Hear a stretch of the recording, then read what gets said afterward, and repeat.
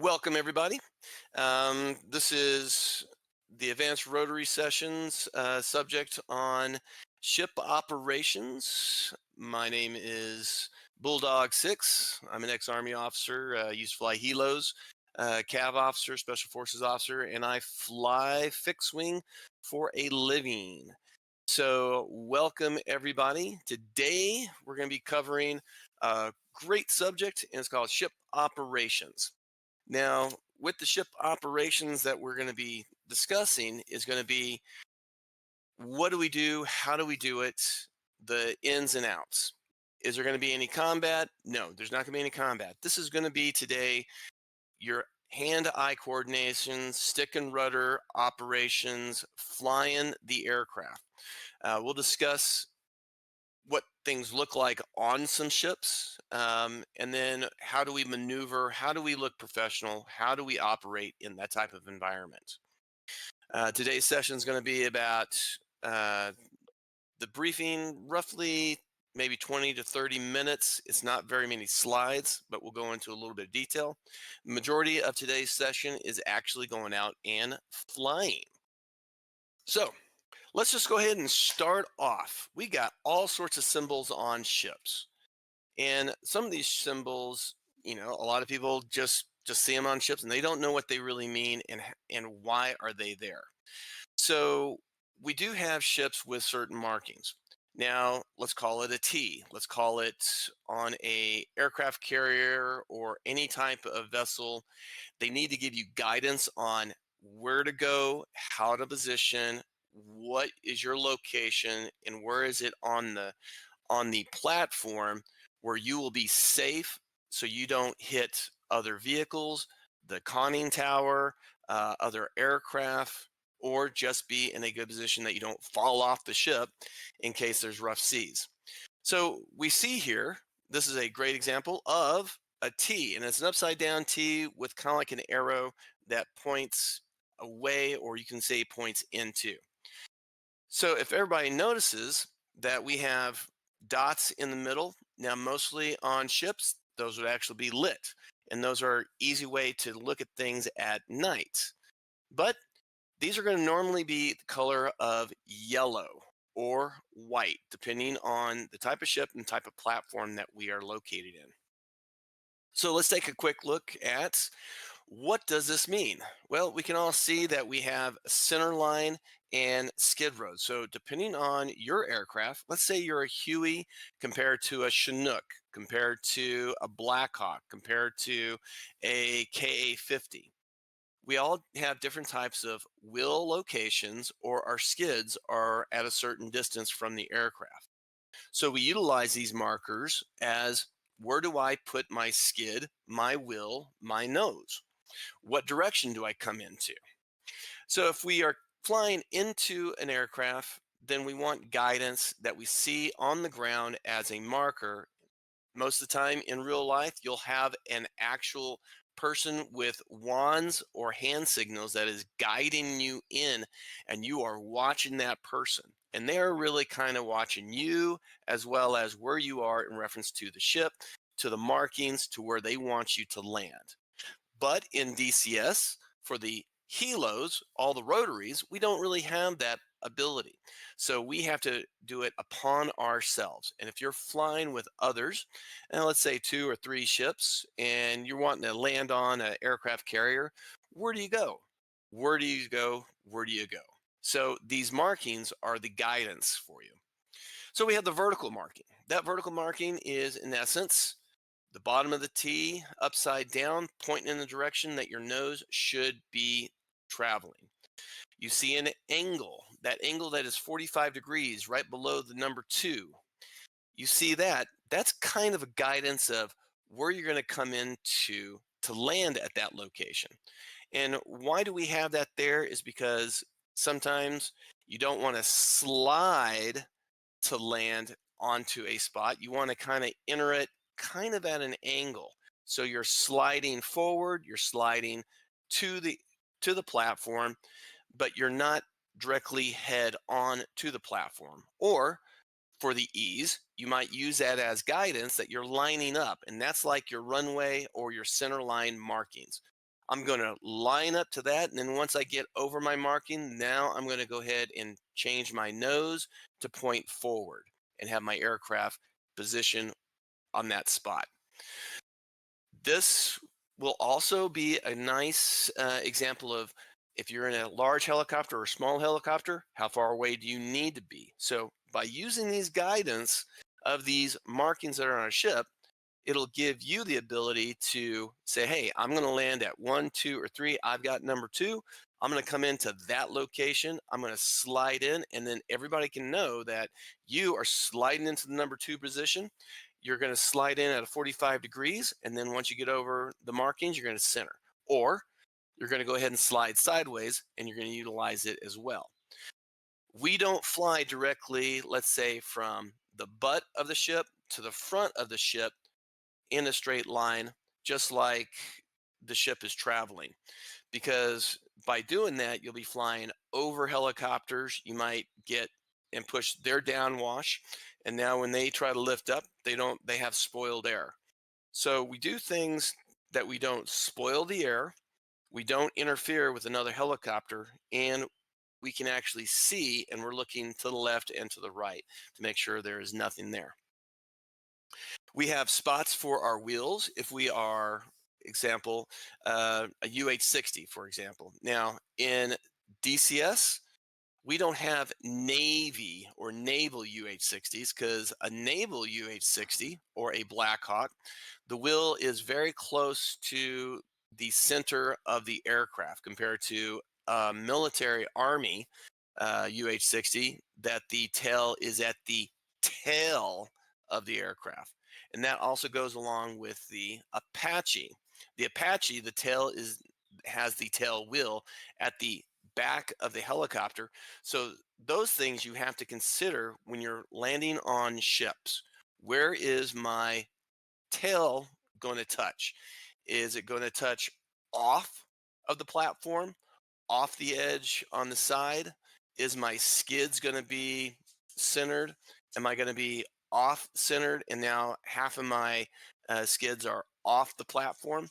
Those are things to consider with the aircraft that you're flying. Some that are large, some that are small. Let's talk about the CH-47 Chinook. The Chinook has a large wheelbase. So there's 2 wheels up front, there's 2 wheels in the back. So we have to think what type of platform, if it has these markings, where do we want to kind of be? And for that, you kind of want to see from the inside of your cockpit, you want to be able to look down and you want to be able to see, for example, the letter 2. If you see that letter 2 and you are off to the left of the center line, your left wheel might be right there on the edge or might not even be on the platform. So you have to kind of consider how wide your wheelbase is, how wide your skids are, and adjust accordingly. You want to make sure your aircraft center is on the center line, not you being in the helicopter on the center line. This is an example of what it might look like on, let's say, an aircraft carrier or an LHA or a landing ship or assault ship. Now, again, if you remember what we saw kind of a T with a 45 degrees.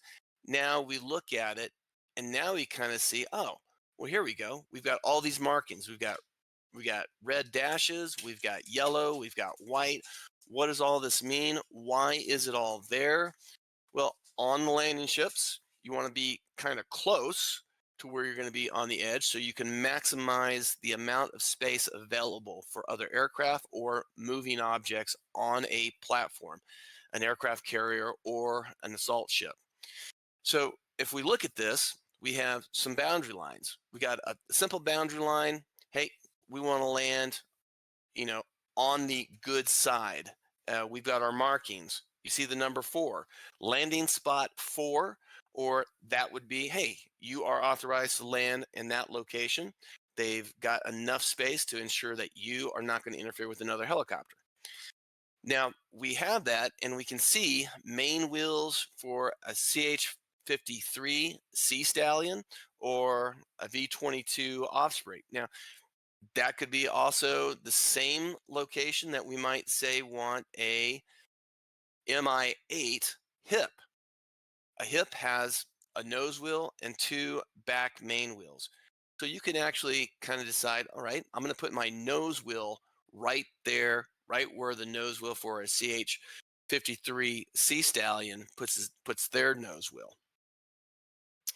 For us in the rotary side of the house that are skids, we would go ahead and make sure that, hey, we're utilizing that center line, which shows the direction of travel for our nose. And we're going to go ahead and land there and have our skids right on the vertical line, right where you see it says nose wheel location for a CH53.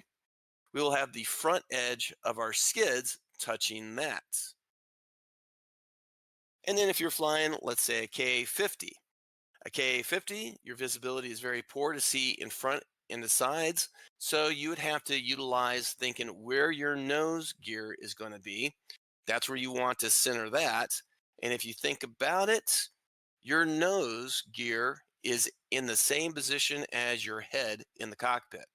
So you can look to the left, to the right, and you see that you're on that vertical line, and you know that you're centered on the lines that are directly in front of you.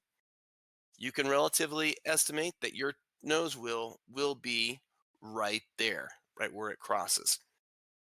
And the other aircraft, an Apache. The Apache has the pilot in the back seat, and if you think about it, the pilot in the back seat and the nose where his landing gear mains are, they're a little bit behind his location. So if we think about it here, we know that we have a very long tail, we have a long nose. So where would we want to put ours? Well, with that being the case, you want to put your head right on the center line, and to the left and right, put your head on that nose. Your main landing gear will be located just slightly behind that line. So that's reference points for you. And some of the other aircraft. So if you got big, small, this is what we're looking at on the deck. We never land in the middle of an aircraft carrier or a platform, because all we're doing is taking up space. We're trying to maximize the amount of territory that can be used for other things, and we're trying to minimize how much impact our rotors are doing to the space that's on the platform. So let's kind of look at it now of what does it mean? What type of traffic patterns? What are we looking at? What are we kind of wanting to work? So some things that we kind of think about is how easy can we do things?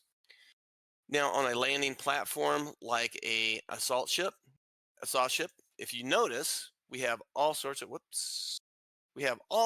of these markings again. So how many spaces are they estimating that we can land aircraft on a normal operation? On this ship right here, we have 1 in the stern, 2, 3, 4, 5, 6, and 7. And when we look at our ships today, when we're flying and doing an orbit, we'll see that, I can easily see that. So we go 1, 2, 3, 4, 5, 6, 7, and they are marked on the ship. So if you're told, hey, you're going to land at spot 6, you know where to go. If you're going to land at spot 1, you know where to go. How do you get to that? Now, there's 2 forms of doing patterns to get to a landing ship. We have a clockwise and a counterclockwise. You can think of it as this alpha pattern is the clockwise pattern to enter a landing or land on a ship. It's relatively kind of simple. It's just like the same type of orbit that you would do, let's say around an airfield or a FARP or someplace that you're going to land. You want to do what? You want to see what your area is, because you want to determine, is it safe, is it not?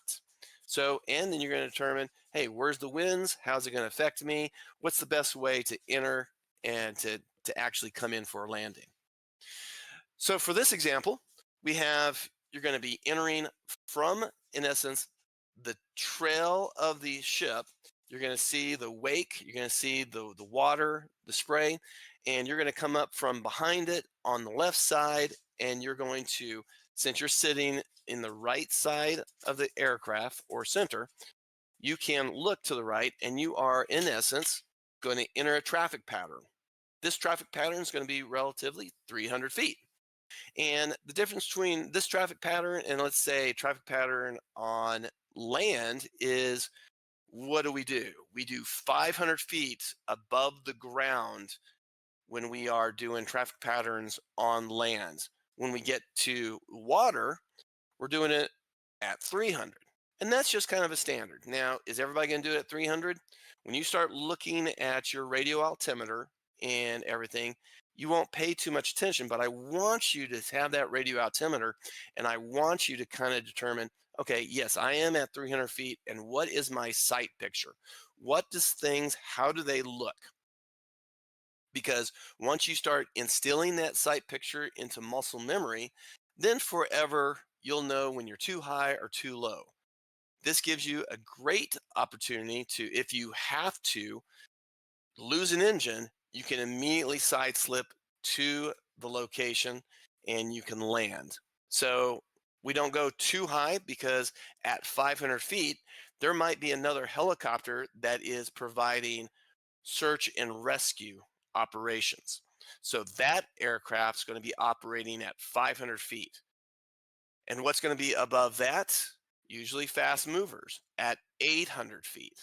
So now you kind of start seeing, oh, if we're flying on land, we have 1,500 feet for jet aircraft.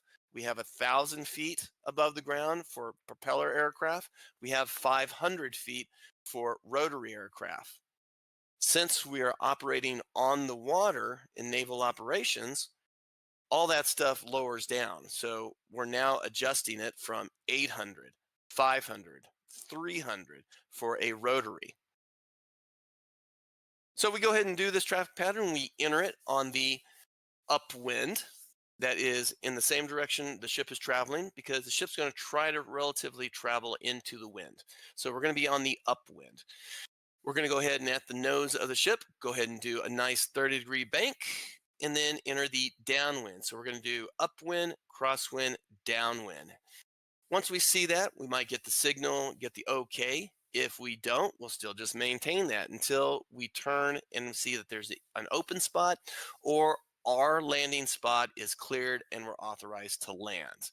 So this is a very simple way of doing it. Now let's go ahead and go into a little bit more complicated. Now this is a good example of a little more complication, but what are we doing differently? Now we are doing it counterclockwise. So we're doing it in the same direction, let's say, as a fast mover or a jet. F-18, F-14, the A-6s, they're going to go in the same direction. So we are going to go in the same direction as they do. But if you notice, back to 300 feet. So we have our normal ascent. We're going to go ahead and, let's say we're doing it from different directions. We're going to enter counterclockwise on the upwind. So the counterclockwise on the upwind, again, if there is a lot of operations that are happening, they might tell us, we want to go ahead and do this traffic pattern, that you're going to enter a hold at 1,000 feet. So you're going to enter that hold at 1,000 feet. And then once you get cleared to come in, because now you've got space to enter a downwind or an upwind, then they'll go ahead and give you the clearance to proceed, and you are cleared to come in for your descent to the normal traffic pattern. So we had an alpha pattern.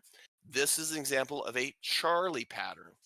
And why do we say Charlie pattern? Is because if you think about it, we are entering from the bottom here into the traffic pattern, and we're entering like a C. So we'll enter it from and descend down from the back of the ship down to our operation altitude of 300 feet. So that means it's kind of a steep turn, and we're also descending. And then we're going to go into the normal traffic pattern. And as we enter that traffic pattern, we know that when are we going to get the call to brake? It's going to be at the nose of the ship or the bow. So at the nose of the ship or the bow, then we'll be cleared to brake. And all we're going to do is another 30-degree banking turn. It doesn't have to be, Tom Cruise. It's very slow and methodical. We are doing 80 knots and we're doing a nice turning pattern, keeping our eyes on the ship, on our nose, on the other aircraft that are in front of us.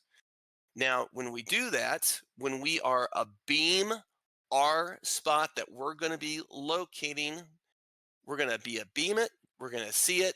We know we're landing on position number or spot position 4.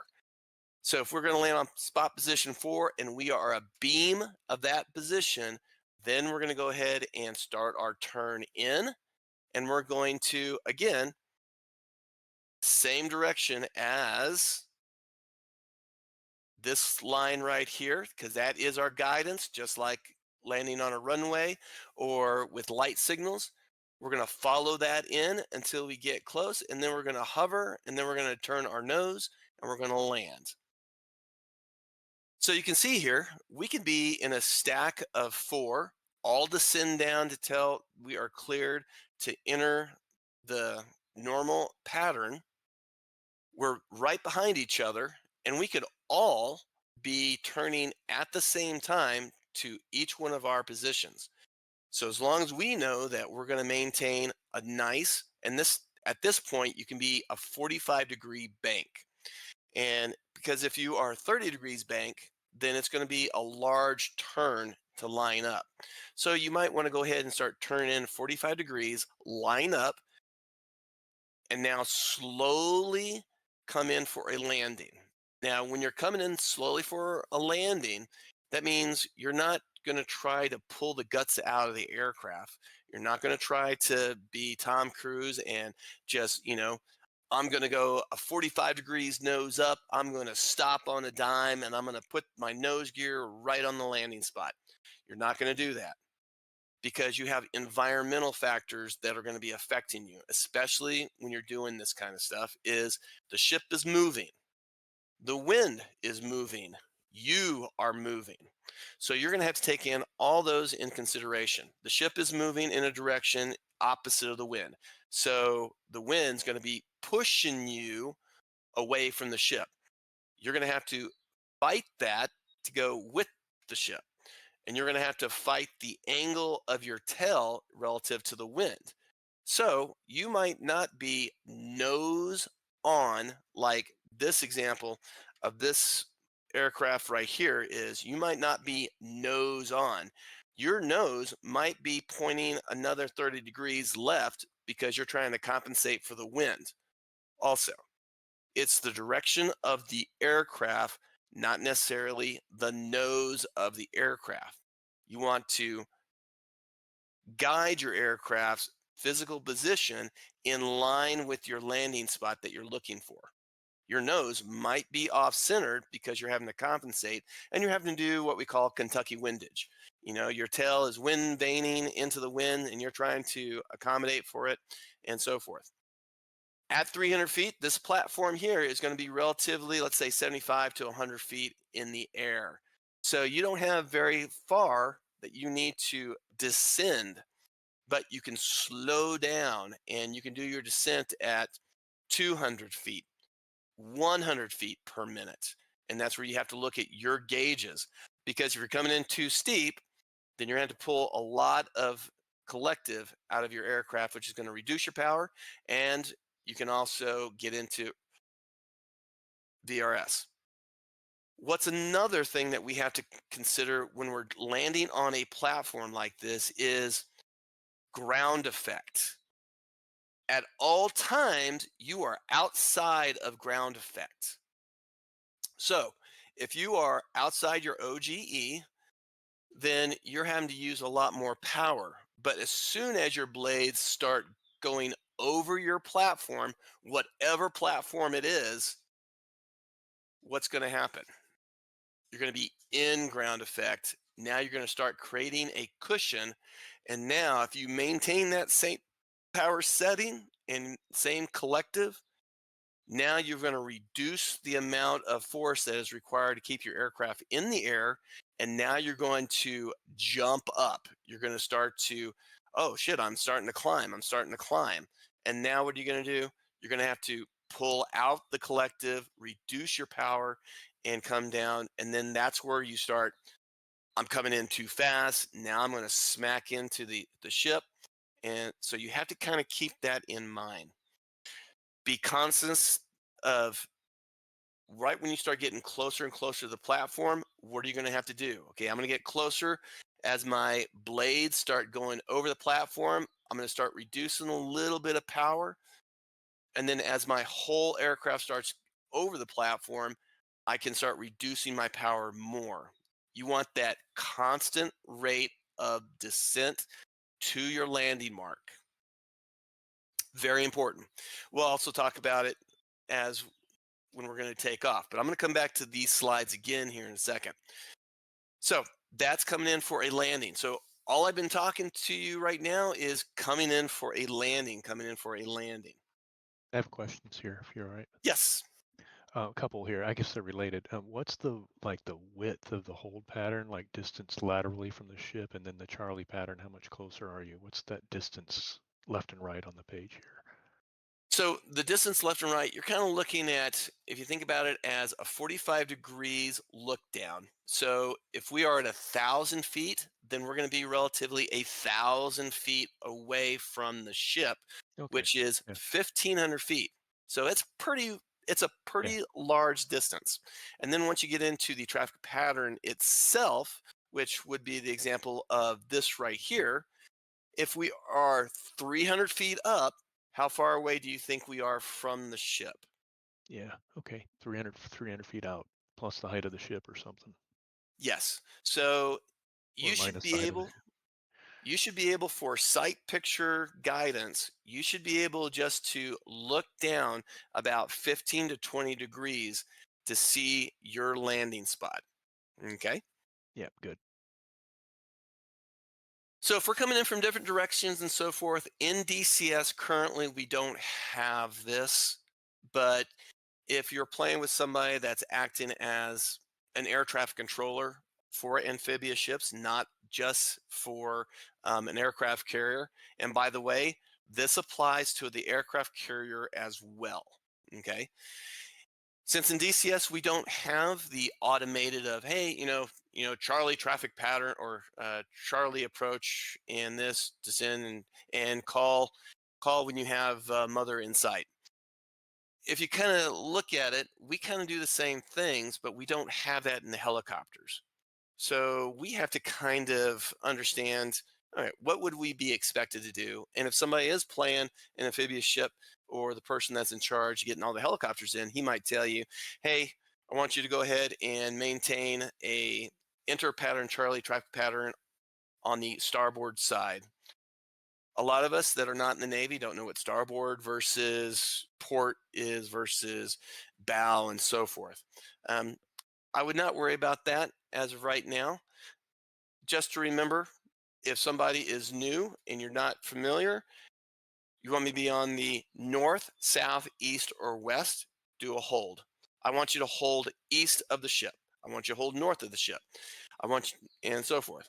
But if you're flying with if you're having participation and they are people that are familiar, they might tell you to do X, Y, and Z. Hold on the port side delta pattern, which is just a nice little racetrack, and look at the distance, 3 to 5 miles. They want you outside of any influence that you can create them a headache. They might say inner Charlie pattern, you're going to be starboard delta. That's going to be on the other side.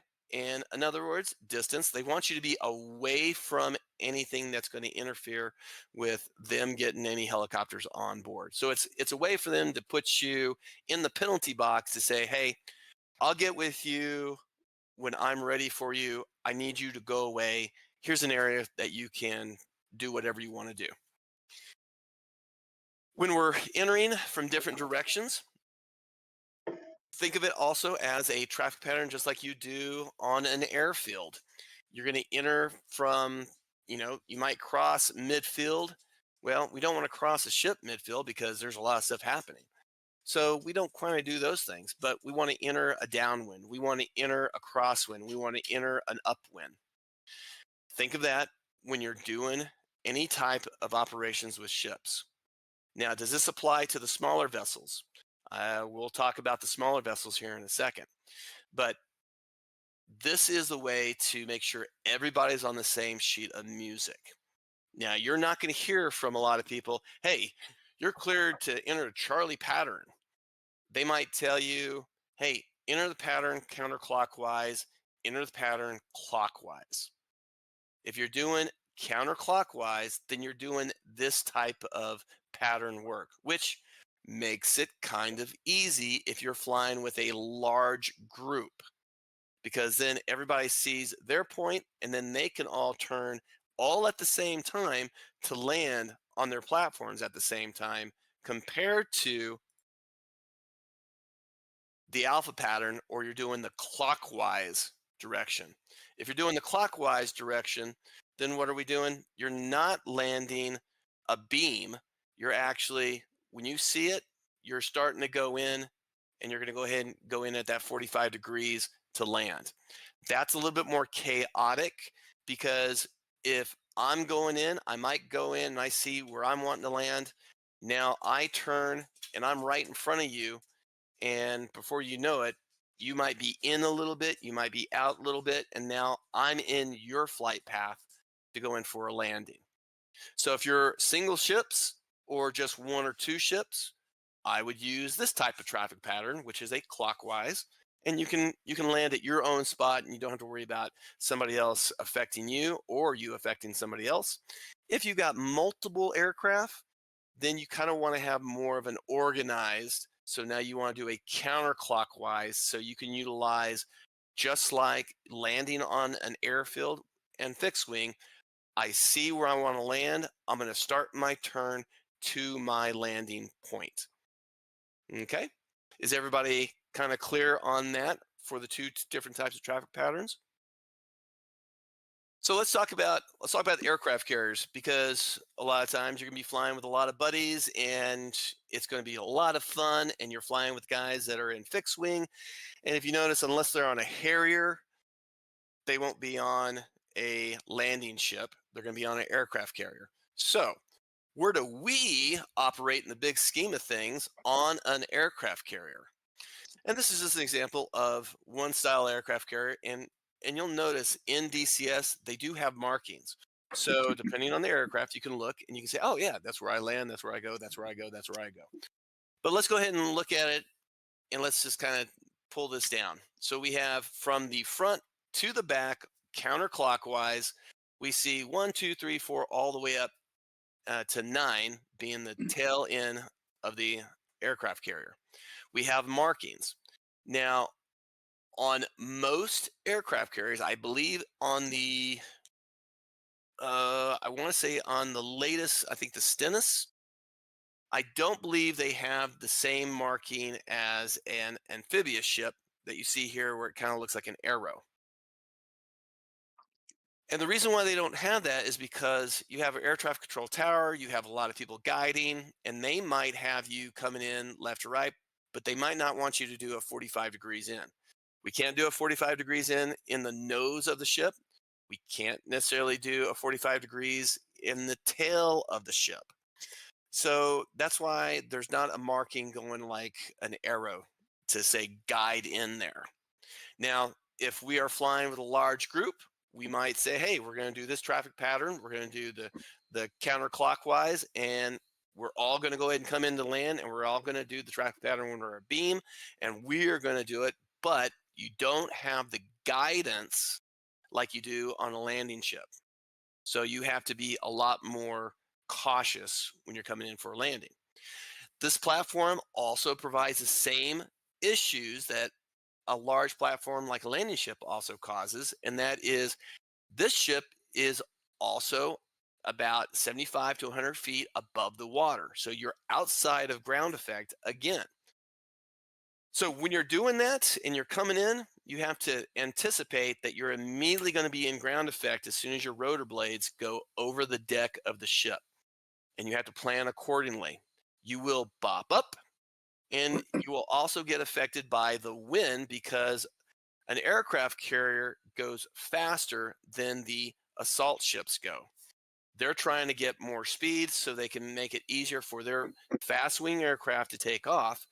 So as a result, you can also get some aerodynamic flow that normally you don't see on the landing ships.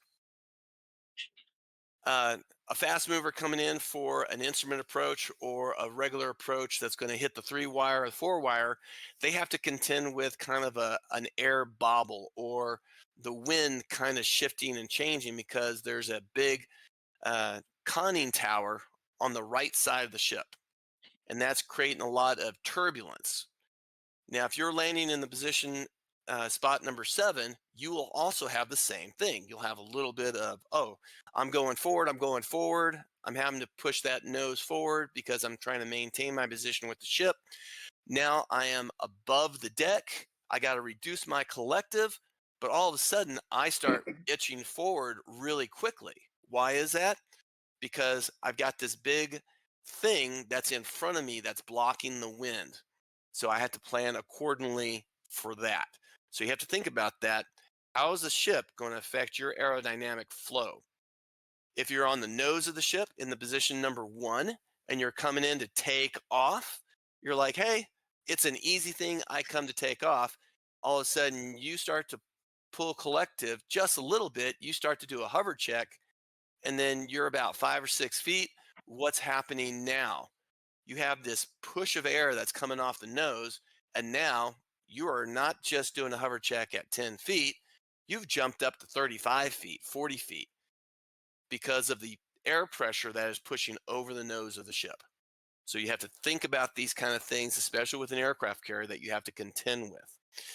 When you're coming in for a landing here, I always recommend that you come in, eye your location. When you're a beam, turn in a 45-degree bank, sharp bank in, and then level out, and then be slow and methodical when you come in. A lot of times on aircraft carriers, these positions are pretty close together compared to an easier coming in at a 45-degree angle on a landing ship. So by doing that, you might be doing a lot more side sliding onto the deck. Again, it makes it kind of hard because you're having to use a lot of collective. And then once you get those blades over the deck, now you have that cushion of air. And now you bob up. And what do? You push the collective down. And now you're starting to try to ride a roller coaster instead of being slow and methodical. Anticipation. Ships, that is the confined operation of flying a helicopter because you got to be slow and methodical. You can't do it fast or bad things will happen. So the next thing, those are aircraft carriers. They carry helicopters, they carry fast movers. But let's say we're going to do a smaller ship like a frigate or a destroyer. Those type of ships, the landing platform's in the back. So here's just an example of looking at it from the standpoint of how do we do this? So they're going to be always going into the wind, and they're going to always want to try to make it easier for you to come in for a landing. So this is just an example of what we would do when we see the ship. It's like 25, 30 degrees off. We see where we're going to go. We see the direction of travel. We want to come in slow and methodical. Again, I always say this, slow and methodical business, because in a helicopter, the worst thing you can do is try to do things fast, because then you got to use a lot more power. You got to use more pitch. You can get into VRS. So go slow. If you ever seen any videos of helicopters coming in, landing on one of these smaller ships in the back end platforms, and it's rocking left and right, look at how much time it takes for them just to get within 100 feet. And then once they get within 100 feet, it takes them many minutes just to slowly get to the landing spot. Be that guy, because you don't want to waste your airframe and then have to go start all up and do it all over again. So when we come in, we're going to be coming in from the tail. We might be about 20, 30 degrees off, left or right, or directly behind it. We want to be at a nice altitude. We're going to be out of ground effect. So we're already passing the 300 feet. Now we want to make sure that we're below 300 feet. So we're going to be coming in around 200 feet above the water, slowly coming in. And as we get closer and we can see the lights and we can see the ship itself, once you start seeing the ship and seeing your landing spot, then start slowing down your speed and how slow your descent is. If you're coming in, you don't want to be right over the bottom of the deck, only 15, 20 feet above the water, barely missing the deck itself. Come in, and you want to be still inside of ground effects. So you're going to be relatively 50 to 75 feet, and you're going to be able to look down 15 to 20 degrees to see your aiming point. Slowly come down and keep your eyes on that landing point. Come in and land. Once you come in to land, don't try to finesse it as far as, hey, I'm going to be hovering as the ship's rocking and rolling at 5 feet. Once you get within over the deck of the ship or your landing location, you're going to be inside of that danger zone. That danger zone is those blades. If you have a gust of wind, that gust of wind can push you forward, to the left, or to the right, and you're having to use large corrections. So when you're landing on the smaller ships, it's all small corrections. If you're having to do large corrections with your collective or with your stick or with your rudder, always recommend to break. Break off, redo, regain your thoughts, regain your composure, and then come back in. And if you're going to break, break to the left or to the right. Do not break over the ship. Don't say, hey, I'm not going to do this. And don't break trying to go backwards. Oh, I need to break away from the ship, but I don't want to go away and I just want to come back in.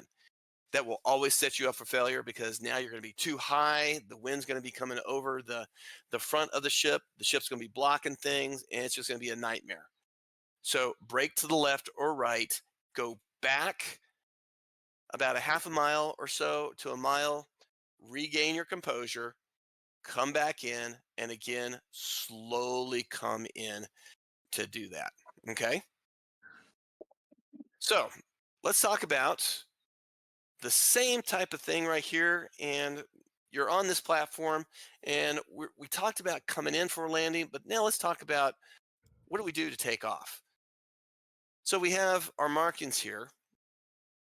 Now, do you see the markings have an arrow that go forward? No. You never want to take off going forward because you don't want to ever try to take off going above somebody else. Because what if you have a malfunction? What if the wind does something and now you drop? Now you're going to smack into their tail rotor, you're going to smack into the helicopter or the jet that's in front of you, and so forth. So we're going to side slip. And when we side slip, what are the dangers that we are looking at? We're on this platform right here, and we're going to go ahead and side slip off directly at our 9 o'clock, and yay, we're good. Hey, all of a sudden, holy Toledo, I'm going into the drink. Why am I going into the drink? I had my power. I pulled full collective. Now I'm in the drink. Well, that's a very common thing that you have to consider when you're flying on large platforms.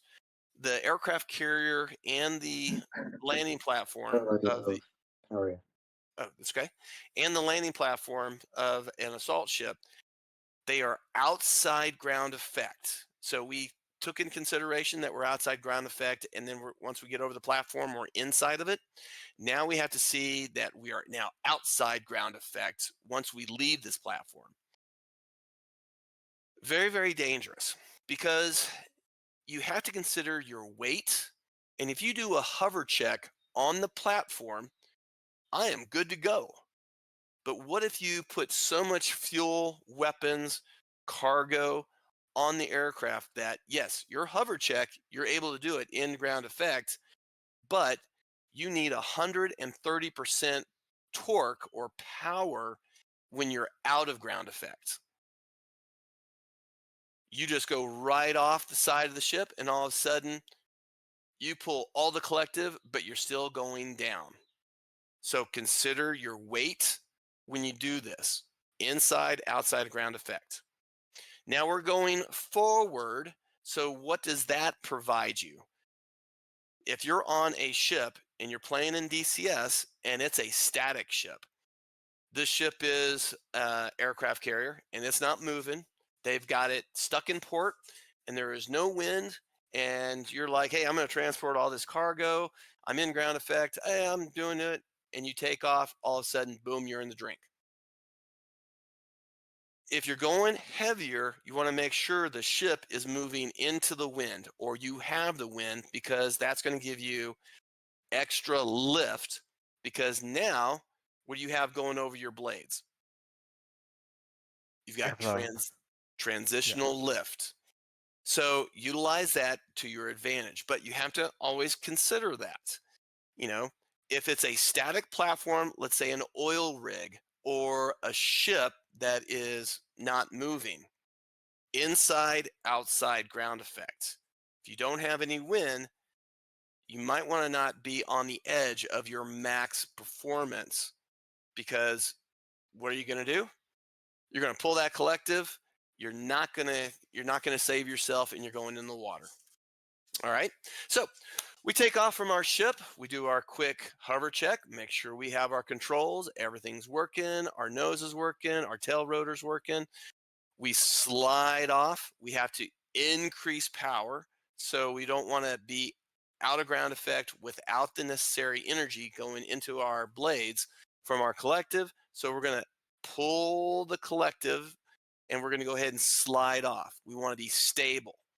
So you want to be outside ground effect. You want to be flying in your same position, but relatively 2 to 3 rotor widths away from your platform. By doing that, you're hovering, you're in a good position, you have control, you have enough torque to continue your flight, you're golden. Now you can go ahead and depart out. And a simple departing out would be if we slide out and we get permission to depart out, then we're not going to do the traffic pattern of coming in for landing. It's going to be always departing out either to the nose, to the left, or to the right. We want to be away from anybody that's coming in, and we want to try to minimize any impact for somebody not paying attention and seeing that we are taking off and they're coming in for a landing. So as we discuss the different types of approaches, Charlie and Alpha, let's look at this video. This is a good example of a Charlie approach with a CH53 Sea Stallion. This is normally done with this type of operation with a Charlie approach. And this Charlie approach, if you remember, like we just briefed currently, is a counterclockwise. So he's going to come in counterclockwise. He's using the guiding lines and also personnel that are stationed on the aircraft carrier itself. And this is going to be landing on an LHA. So as we see, it's pretty good distance. Here's your LHA, and you can see position number 7. And you can see also personnel on the flight deck that will be guiding them in. Now, normally in DCS, we don't have personnel on the flight deck, so this is done via visual cues. And for him to be coming in, he's going to be coming in, same type of approach. So doing the Charlie, he came off in the distance. He sees the landing ship. He got cleared for the approach to come in. The ship is moving into the wind, as you can see. And as you look at his line, and you can see his position, they're going to zoom out on the video here. Position number 8. So position number 8, you can see there in the lower left-hand corner of your screen. Now, as he's coming in, he is sitting on the right side of the aircraft. He is looking, and he is lining up with the line that is diagonal where the 8 is. So that's his visual cue, visual guide. And if you notice, he's not parallel with the ship. He is nose on to his landing area as if he's landing on a runway. And there's also another aircraft that's behind him doing the exact same thing, going to land in a different position. So as he gets closer, he starts stabilizing his approach. He's going to be out of ground effect and he's going to enter ground effect. So as he gets really close, he starts to line up, and notice how he's going sideways. And I was mistaken. He's actually landing on position number 7. So where he is facing, his physical position, he is almost directly on the line. He's still getting guidance from the ground guide, and he is coming in, and he's going to make sure that he lines up. So it's not being a show off, it's slow and methodical.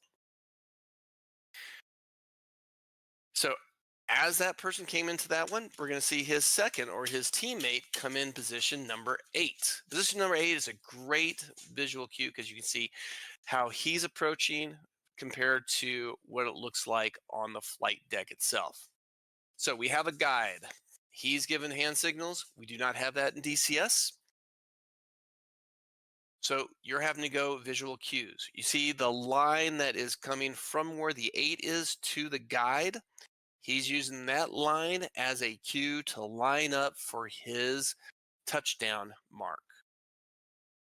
Gets to a point that now he is slowing up, slow and methodical, out of ground effect, and starting to come into ground effect. Now, again, he's lined up with the platform, and you can see his shadow. Now, for him, he's a little bit behind, so he's going to air taxi or hover and scoot up until he is physically on the line itself. Now, for this type of aircraft, we have a lot of people that are eyes out. He's seeing his visual cues, and you might not have additional eyes to tell you, yeah, go left or go right. But you're going to use those ground markers, and you want to position yourself in your cockpit on the line. Use that as a reference. So as you see, his nose is right there. So that's a good example of doing a Charlie traffic pattern, coming in for a landing. So we're going to go ahead and show another video of taking off. So the platform that these CH-53 Sea Stallions landed on in LHA in the previous, we're going to show the example of them taking off. Now, there's a couple of ways of taking off. You never want to take off over the ship going forward. You always want to side slip or go off at an angle. So let's take a quick look at departing an LHA.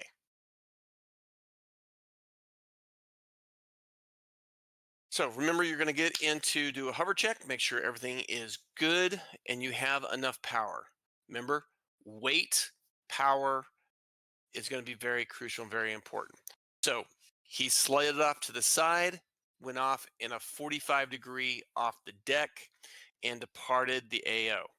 So let's look at how this one will do it. Again, he will do a quick hover check to make sure he has enough power. And then once he lifts off, he's going to side slip and either go side slip to the left or take a 45-degree wheels up attitude and then depart out the AO. So hover check, check in, check in, check in. Good. Now slides. And he takes off in a 45-degree off the deck. So again, a great example of make sure that you have enough power. Your weight is going to be a crucial factor. Your temperature is going to be a crucial factor, and how much power you have in reserve. So when we talk about departing LHA or any type of platform, we have to think about how the temperature is going to affect us, how our weight's going to affect us, and how much power available is going to affect us. And those are going to be very, very crucial. You're going to be in ground effect on a platform. It could be an oil deck, could be an aircraft carrier, could be an LHA, or any type of platform. You are creating that cushion. So as we were talking about departing, here's some fallacies or some errors that you can catch yourself in. One of them is when you're taken off of a platform, you're in ground effect, you could fly, but you're overweight. You don't have enough power to maintain a hover out of ground effect. You might have to think about considerations of, is the ship moving? Is it static? Is it moving and you have enough airspeed that's going over your blades to give you that transitional lift? So this is going to be an example of when things go wrong. If you're overweight, you might not be able to maintain a hover in ground effect. So what are some of the remedies? One is transitional lift. Get that speed up. If you have enough altitude to get that forward airspeed, you might be able to produce more lift. Okay, that's one. Two, you might have to drop weight.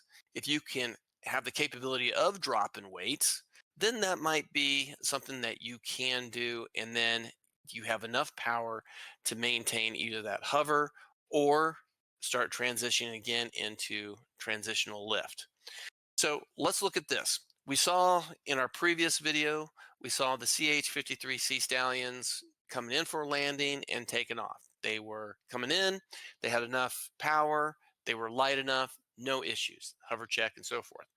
So let's take a look at when something goes wrong, being overweight.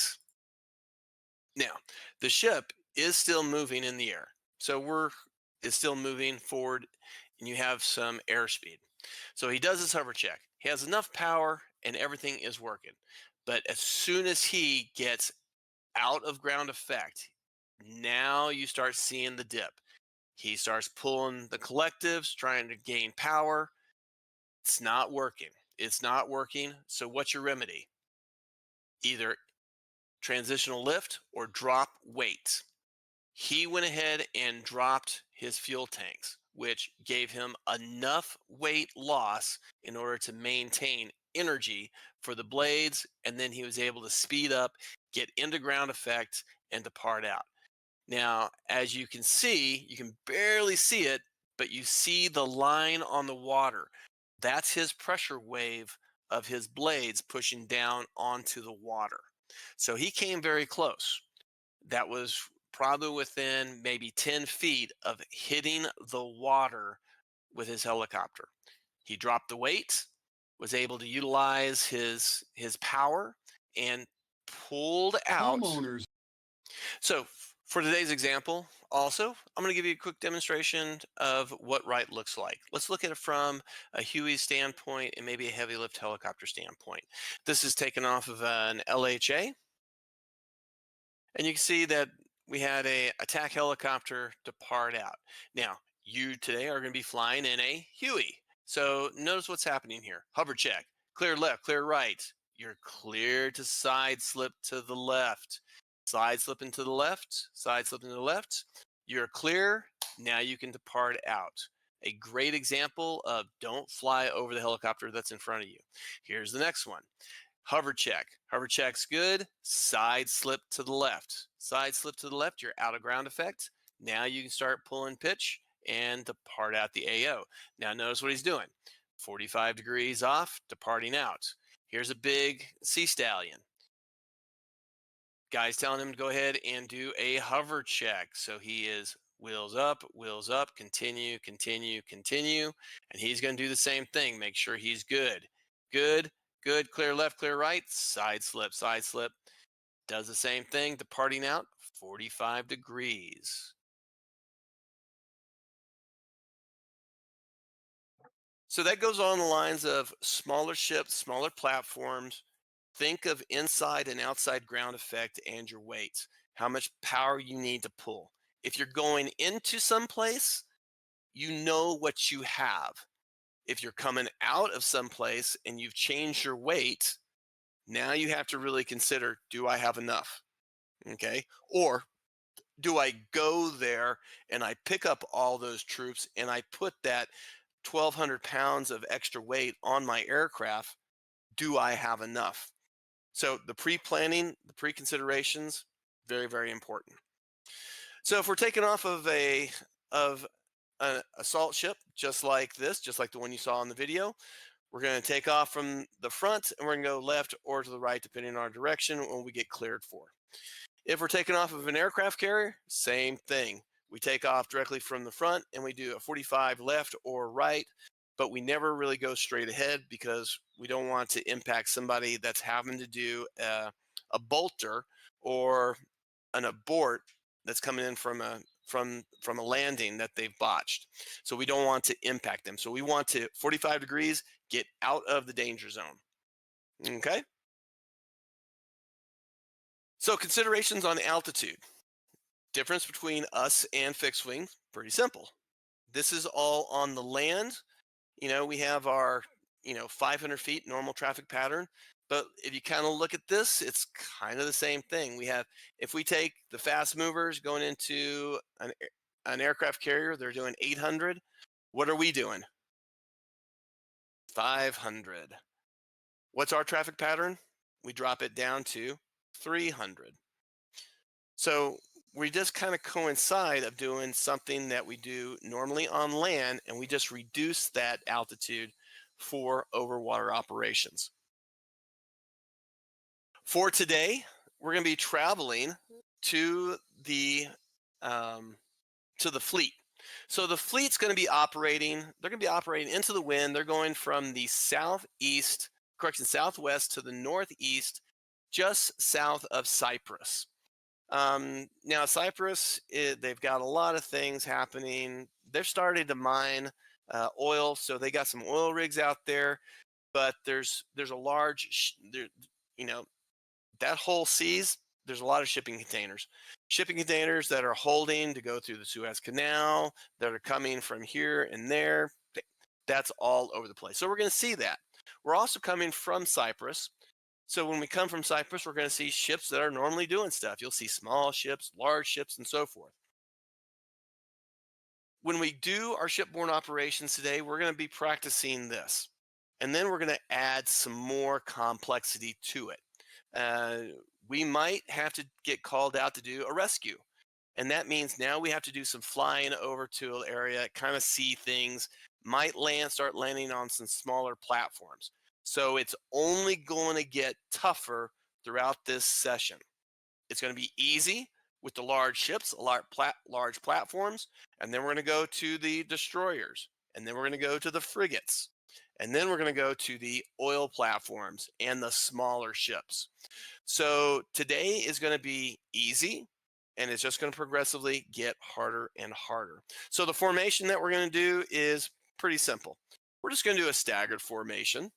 So the staggered formation, see here, I'll call out staggered left, staggered right. We have different types of aircraft, so we're only going to go as fast as our slowest person flying over to our fleet. Once we get over to our fleet, then we might transition to a line formation or a ranger file, and we'll just follow in trail. We'll enter the traffic pattern, and we're going to talk through this and walk through this. So we don't have to worry about working with SRS today. This will be all on Discord because we're all going to be talking and listening, and everybody's going to be able to hear everybody else. Once we start landing, and we'll do some landings, then we're going to do some takeoffs, and we're going to do back to a landing, back to a takeoff. So you can estimate that for every type of ship that's out here, we're going to do at least one or two, preferably two, takeoffs and landings. And then once we get to the smaller ships, then it'll be a 1-for-1. And then we'll work it as continuing with whoever would like to do even more. So as of right now, do we have any questions? Okay, I have two questions here. Yeah. The page where the mark, that's number 3. No, number 3. Yeah. Okay. So I expect the right seat pilot. So that's diagonal mark. It's for the pilot to align himself. Yes. Yeah. Okay. To have his visuals. So that one right there is a guidance, like an approach signal. So I'm coming from the port side. Okay. Yeah. Back again. Okay. Yes. let's say this chopper in the middle at the left side. Yeah, I'm coming toward that the second one. No, the third one. Sorry. That one right there? Yeah, I need to align myself toward that line, diagonal line, to approach. Think of it like this. Yeah. What do you think he's more lined up with? Do you think he's more lined up with this landing spot or that landing spot? I think the second, yeah. That one right there. So that Yeah. would be, he's lined up for that. So he gets cleared to land. So he's going to go ahead and he lines up, he sees it, and now he starts to slowly, now he's still facing the same direction, but he's slowly coming in, and he gets to there. So I assume the ship controllers give him the spot, so align for the spot number 2. So he came from the port side and along at the altitude of, I guess, 100 AGL? Okay. Nope, 300. 300. 300. And yeah, 300, but I don't know exactly the height of the ship deck, so I would be. That's where your visual cues come into play. So Yeah. most of aircraft carriers and landing ships, they're relatively going to be between 75 feet to 100 feet. Okay, depending on how heavy they are and so forth. So you can play with that. You're only distance-wise, you're only 300 feet away from the ship laterally, and you're 300 feet vertically above the water. So if you take, remember what's our thing? A square plus B square equals C square. How far away do you think you are angle-wise directly away from the ship? You're maybe 200 feet. Okay. So that's I slant of 200 feet. Nice. So I should approach for the spot number 2 from a difference altitude 200, and I approach slowly toward that spot using that diagonal cue to align myself. Yes. Okay, I got it. So the difference between that here when you're done. and difference between that and this is you're going to have this line directly, that line right there, that is in essence, my aim spot that now I'm going to turn into. Okay, so that's the difference between doing this compared to doing that. So when I hit that beam with that horizontal line, I start to shoot my approach. You start to shoot your approach when you're a beam with your landing point. Yes. Okay. Second question, it's about the. Wait, hold that one. And what did the other guy ask? Yeah, I had a follow-up here on that same page here. Okay. That guy that's going downwind, if he for some reason was assigned slot 5, he'd basically be doing that mirror image of Charlie, right? He'd be coming around, making a right turn, and then coming in behind the tower. Yeah, like that. Okay. Got it. Yeah. When you said that, you come in and you turn in together, do you kind of land front to back, each one at a time? You can actually do it all at the same time. Let's say if lead is assigned to the aftmost spot. That was a question. Oh, that's a question. Yes. So let's think of it like this. Okay, so we have one helicopter physically here, another one physically here, physically here, physically here, physically here, and physically right there. So it's a flight of 5 helicopters. The flight of 5 helicopters they all got assigned their landing spots. So they're still in formation, and we're just like in that Ranger file. We're just doing this right here. We're flying in just like that. And now when we beam, do we need to say anything? No, because we all are looking forward. We don't care who's behind us. We're looking forward. We're looking to the side. We're beamed our point. We can turn in because we have a cushion of error right here that allows us to do our turn 90. Now, remember, everything is going to be a 45 degrees when you do this tight turn because you have what type of components that are working against you. You have the ship moving this direction. You have the wind moving in this direction. So if you think about it, if the ship is land and it's not moving, how fast is that wind going? It's going the speed of the ship plus its normal speed. So if the ship's moving at 10 knots and you have a 10 knot headwind, you start your turn in here because you're a beam this. What could I expect the wind force to kind of be on my helicopter? 20 knots. 20 knots. That's why if you do a 30-degree, just like all these, 30-degree bank, if you try to do a 30-degree bank, where are you think you're going to be?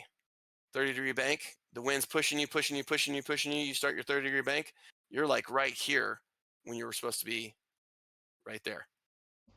So we need to brake sooner? No, you don't brake sooner, brake tighter. This is where your 45-degree bank comes into play. Okay. Wouldn't it be better if one person called out the turn so that you all turn together without bunching up or anything like that? Nope, because you are looking for your spots. If he, let's say he got there a little bit quicker, and he's a little bit further in front of his number 2, and everybody else is in their correct position, but he is, let's call 4 rotor whisks in front of where he should have been. He calls out, "Oh, brake." Now everybody starts to brake. Now what are we doing? Yeah. Everybody's braking not at their spot that they're supposed to be. Now they're having to adjust, and now you're starting to create the chaos. Yeah, so without crowding ourselves, let's say if we shoot for a formation landing, like we have a column formation and we're coming like this scheme here. Okay. And okay, the leader will be at the stern spot or slot, and the trail will be the second slot, I guess. Okay, so we need the brake at the same time. But Nope. if you don't. Okay. You brake when you get to your position. You'll Okay. be cleared for this landing on the upwind. I'm sorry, on the on the upwind. You'll be cleared to land on the upwind. You're not going to be cleared to land on the downwind. Okay? You're going to be cleared to land on the upwind. So if they say, "Hey, your flight is cleared to land, spot 1, 2, 3, 4, and 5," and you've already decided who's landing on 1, 2, 3, 4, 5, then that is it. You have got your confirmation. You're now individuals when it comes to landing. Okay, so let's say for a safety measure, we can like extend a bit the downwind for each lift, just to like sequence landing. The first one, the second one with a delay of 10 seconds, maybe. Then you're doing this in just essence. Just to avoid overcrowded ourselves in the tiny deck, you know. Yeah. So we'll be doing this. You remember what I told you that we're going to do at least 2? This is the easy, and this is the hard. Okay. This is the easy one because you're just focused on you. You're not worried about how far away you are front and back from another person. And this makes it kind of easy to do. So this is kind of the easier way of doing it. But if you're doing it by yourself or with 1 or 2 other helicopters, this pattern is it. When you've got a lot of helicopters, you want to have this type of pattern when you're coming in. So we're going for the easy to the hard. We're going easy to hard. Okay, my second question, I'm concerned a bit about the vertical profile of the Oliver Hazard-Perry, the little ship. No, I don't know. It is, yeah. Yeah, like one of these. Mm-hmm. Yeah, can Bit explain me more about the vertical profile? Because let's say, I don't know about, there is a circle, I think, on the deck of the Oliver Hazard-Perry on the stern. Yes. Okay. Bit have a big rotor, so up, you know. Okay. So it's not like a UH, yeah. So let me do something really quick. Okay, so you have your ship. Oops, let's go ahead and fill that with nothing. All right. So we have A regular ship. Okay. So on this ship, we might have a circle. We might have crosshairs, a crosshair like this, a crosshair going the same direction like this, and so forth. We might have something else. We might have, for example, we might just have something similar to this, or another line to this, like that. Yeah. That's all guidance. This tells you where you need to land inside the circle. But these lines that you might see on the tail section are directions. Directions to come in, directions to depart out. If you see a ship and it has a cross coming all the way across, then we could be on the side of the ship and we could slide in and go for the landing. When we take off, we can slide out. We don't go vertical and go back.